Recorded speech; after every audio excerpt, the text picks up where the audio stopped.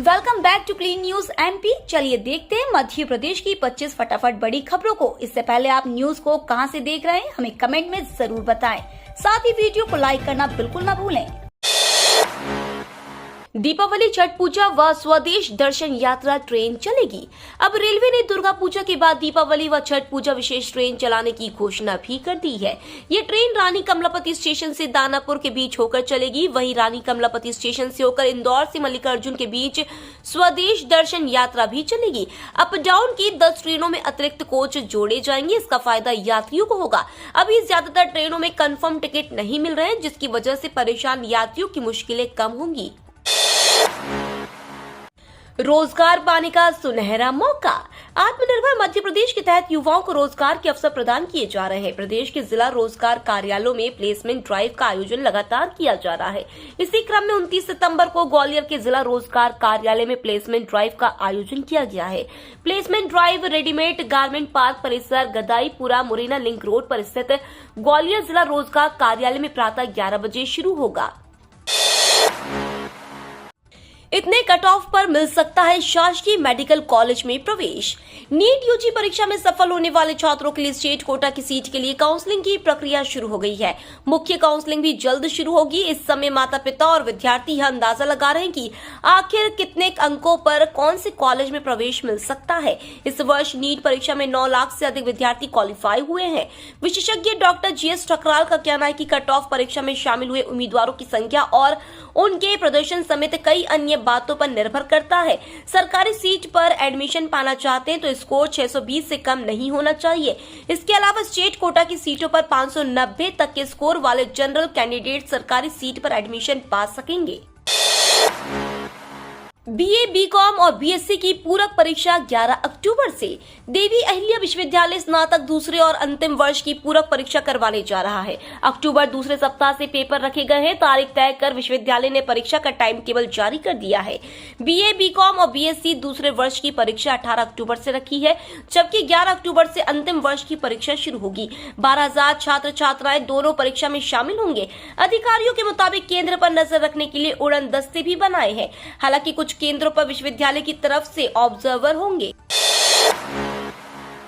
प्रदेश के 35 से अधिक इंजीनियरिंग कॉलेजों में एक भी विद्यार्थी ने नहीं लिया प्रवेश। प्रदेश के इंजीनियरिंग कॉलेजों में दाखिले के लिए प्रथम चरण की काउंसलिंग पूरी हो चुकी है। इसमें करीब 17,000 विद्यार्थियों ने प्रवेश लिया है।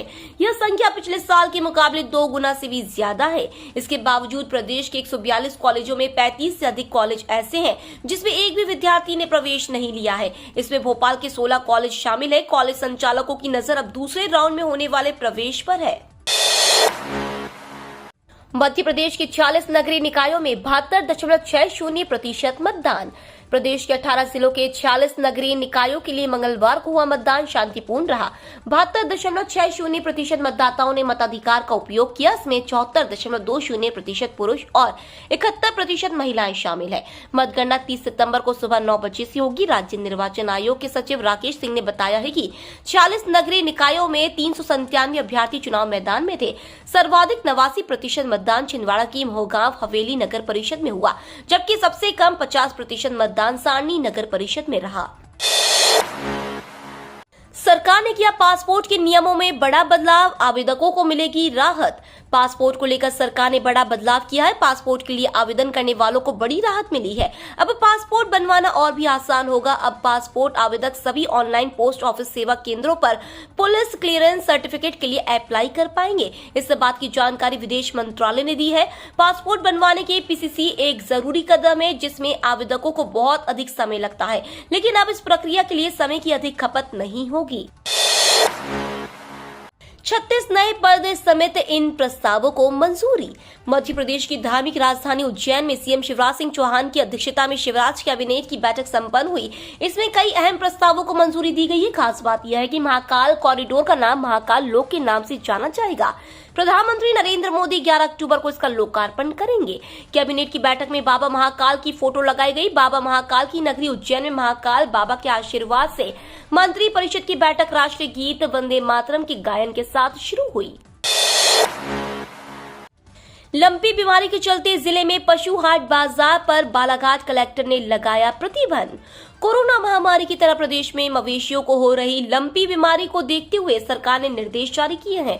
वहीं जिले में लंपी बीमारी के 4 संदिग्ध मिले मवेशियों की खबर के बाद बालाघाट कलेक्टर एवं जिला दंडाधिकारी डॉक्टर गिरीश कुमार मिश्रा ने पशुओं में लंपी वायरस संक्रमण फैलने की संभावना को देखते हुए धारा 144 के तहत जिले में पशु मेला, पशुओं के प्रदर्शन एवं पशु हाट बाजार लगाने पर प्रतिबंध लगा दिया है।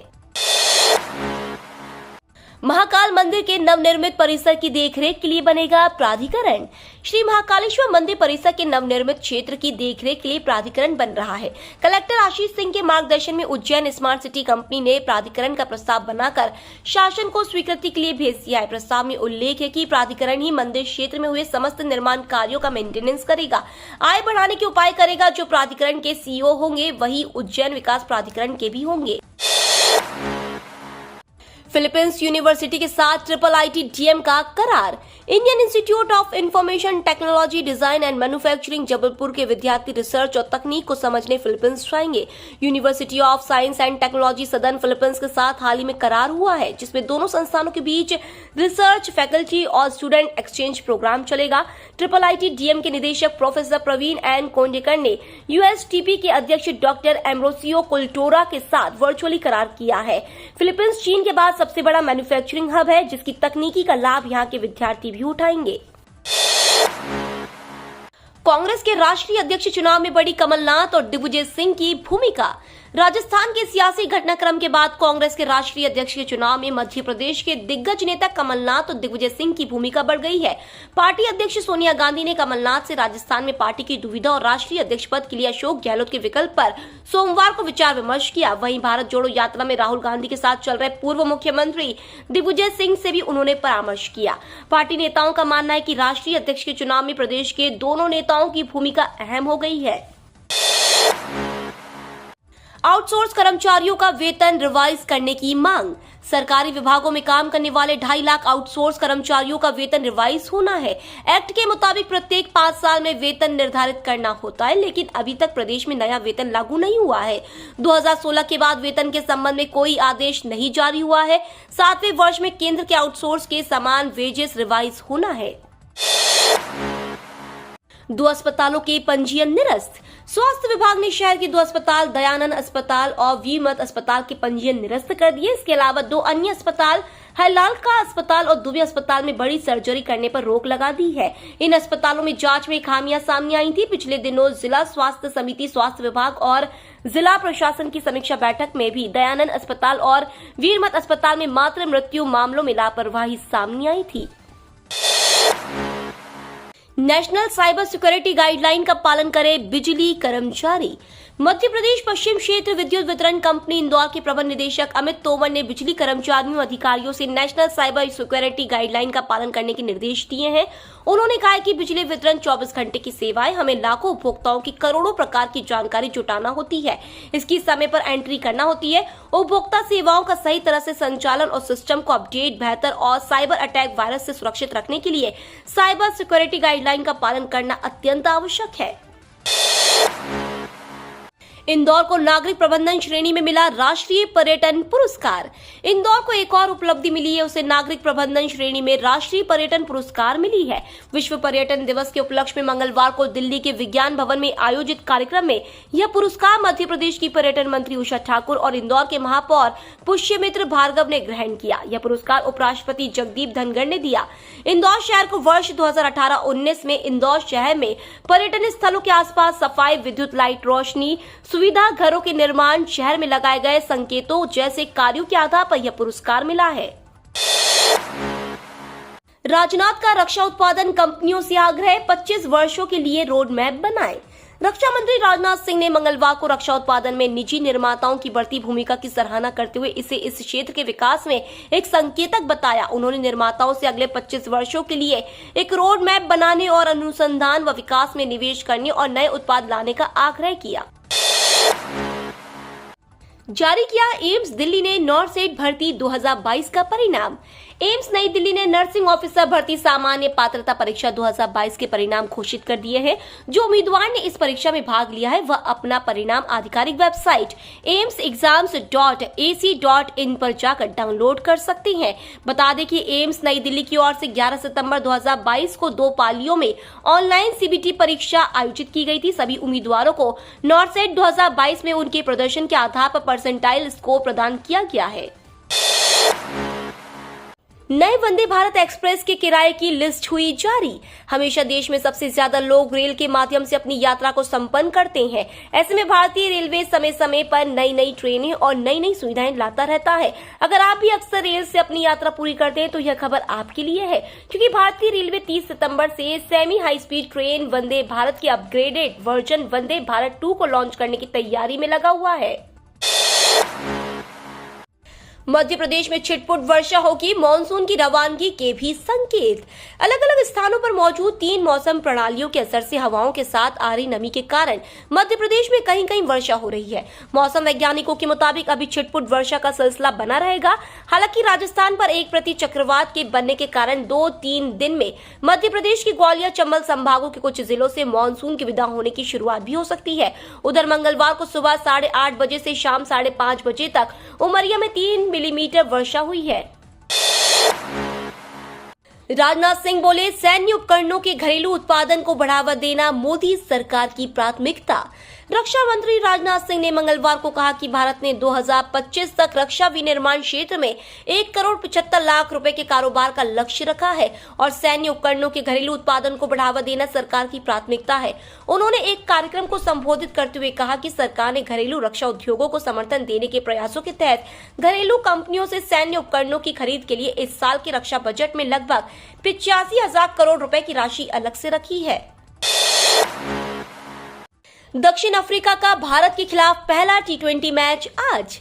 ऑस्ट्रेलिया को टी20 सीरीज में धूल चटाने के बाद अब टीम इंडिया दक्षिण अफ्रीका के खिलाफ आज से 3 मैचों की टी20 सीरीज खेलेगी। इस सीरीज का पहला मुकाबला आज तिरुवनंतपुरम में शाम 7 बजे से खेला जाएगा।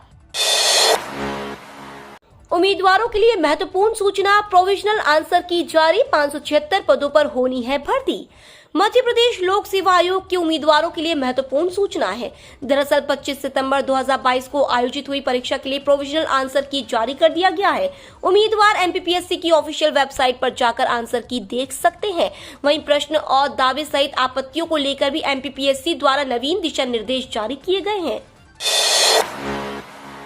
कॉलेज में प्रवेश लेने वाली लड़कियों को प्रोत्साहन राशि वितरित करेंगे मुख्यमंत्री।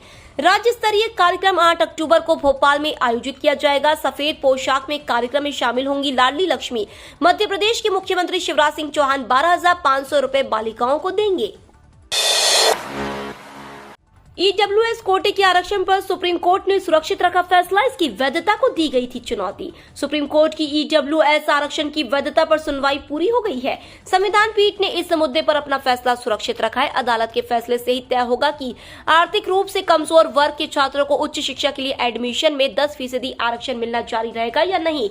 सुप्रीम कोर्ट में सीजेआई यूयू ललित की अध्यक्षता में एक संविधान पीठ ने ईडब्ल्यूएस आरक्षण की वैधता पर सुनवाई की। इस दौरान केंद्र की ओर से पक्ष रखते हुए सॉलिसिटर जनरल तुषार मेहता ने कहा कि आर्थिक आधार पर आरक्षण संविधान के मूल ढांचे का उल्लंघन नहीं करता, बल्कि उसे मजबूती प्रदान करता है। उन्होंने यह भी दलील दी कि संविधान की प्रस्तावना में भी आर्थिक न्याय की बात कही गई है। ये तो थी आज की 25 फटाफट बड़ी खबरें। अगर आपको न्यूज पसंद आई हो तो चैनल को सब्सक्राइब करना ना भूले। धन्यवाद।